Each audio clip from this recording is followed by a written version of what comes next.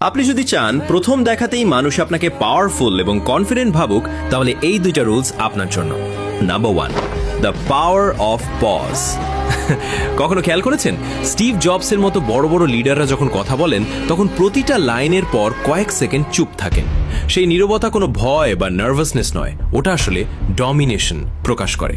আপনি যখন কথা বলার ফাঁকে ফাঁকে বুদ্ধিমত্তার সাথে বিরতি দেবেন, তখন সামনের মানুষটা অবচেতনভাবেই ধরে নেবে যে আপনি গভীর চিন্তা ভাবনা করে কথা বলছেন।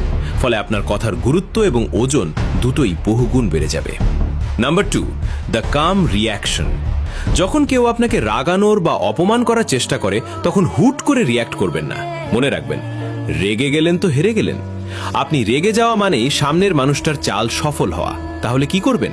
সবচেয়ে পাওয়ারফুল উপায় হলো সম্পূর্ণ শান্ত থাকুন। সামনের জনের চোখে চোখ রেখে ঠোঁটের কোণে একটা রহস্যময় মুচকি হাসি দিন।